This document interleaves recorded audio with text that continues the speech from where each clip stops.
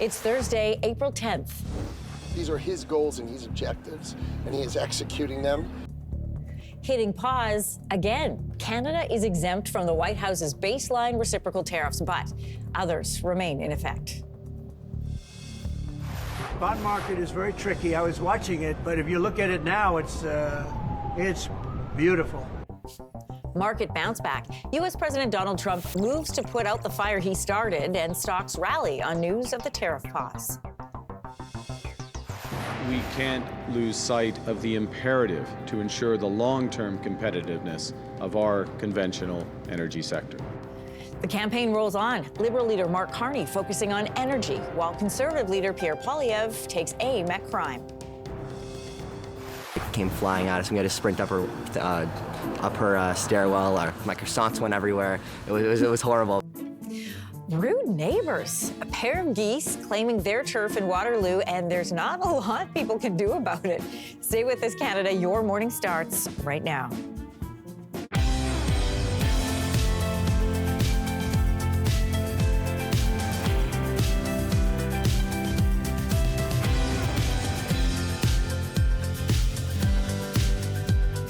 Canada. Welcome to Your Morning. I'm Anne-Marie Mediwake. Hi there. I'm Teddy Wilson. Good morning, everybody. Happy Thursday, Friday Eve, a.k.a. And I'm Kelsey McEwen. I'm laughing because it has said Zed Teddy in the prompter every morning. Zeddy. I'm Zeddy. Yeah.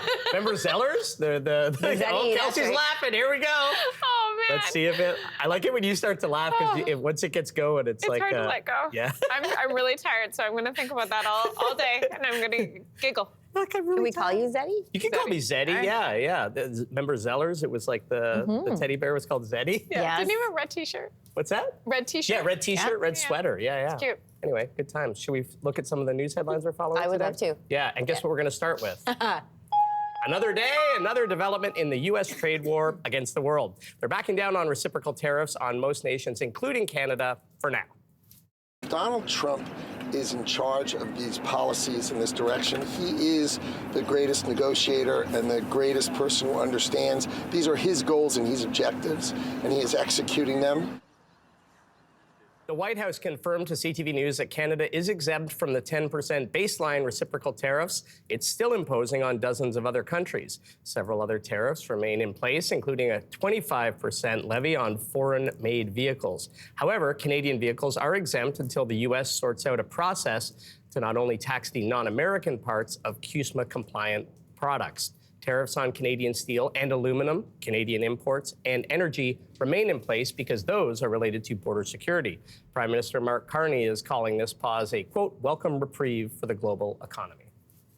Although the U.S. has temporarily backed off on tariffs for much of the world, its trade war with China is escalating.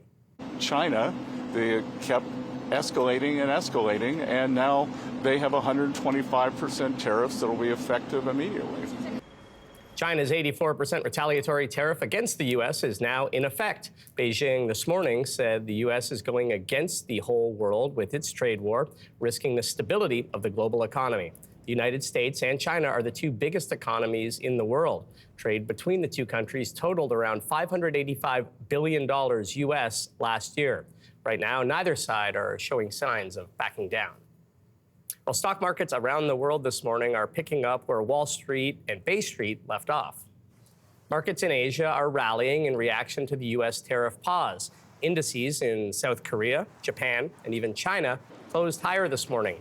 Main stock markets in Europe are also rebounding as of now. This morning's rally, of course, comes after another wild day for investors.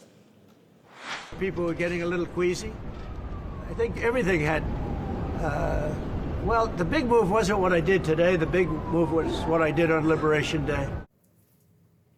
So that time lapse shows the Dow opening down around 300 points, then closing up almost 3,000 points. The Nasdaq, meanwhile, had its best day since 2001, and the TSX finished the day up 5.4%. Despite yesterday's rally, though, many stocks still have a long way to go to recover the losses from that prolonged sell-off. To Canadian politics now, Conservative leader Pierre Poilievre is vowing to crack down on crime if his party is elected. A lost Liberal decade of soft-on-crime, hug-a-thug policies has made life more dangerous. That's one reason why we can't risk a fourth Liberal term. We need a change to lock up the worst offenders, treat addiction, and bring home safety to our communities. In Ontario, Poilievre announced a 3 strikes law that would make people convicted 3 times of serious offenses ineligible for bail, probation, parole, or house arrest. They'd be sentenced to a minimum prison term of 10 years and could get a life sentence. Today, I'm announcing a comprehensive new approach to make Canada the world's leading energy superpower. Meanwhile, during a campaign stop in Calgary, Liberal leader Mark Carney focused on energy, saying the Liberals would streamline natural resource project approvals. Carney also telling the crowd he understands Alberta and that the Liberals would recognize Canada is home to an abundance of conventional and clean energy resources. So have you given up all hope of the NDP winning this election?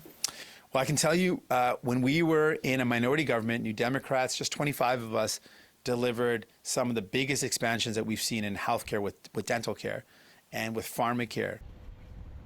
Meanwhile, NDP leader Jagmeet Singh is pitching the idea that Ottawa functions best when there's a minority government.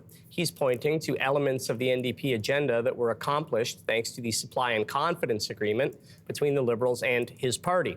He's also calling for the delivery of full pharmacare within 4 years. Singh also responded to a comment by Saskatchewan MLA Raquel Hilbert last month, calling him a, quote, terrorist in India.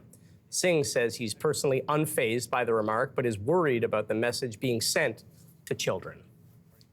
Whether it's a minority or a majority, the main thing for us as Greens is that Parliament function well, and it functions better with more Green MPs because we are respectful, we work hard, and we work across party lines to make Parliament work better. And speaking on CTV Power Play in Ottawa, Green Party co-leader Elizabeth May says she believes Canada is in for another Liberal government. She says Green MPs are respectful, they work hard, and work across party lines to make Parliament work better. As you saw off the top of the hour, a pair of aggressive Canadian geese are making life difficult for people living in a Waterloo neighborhood.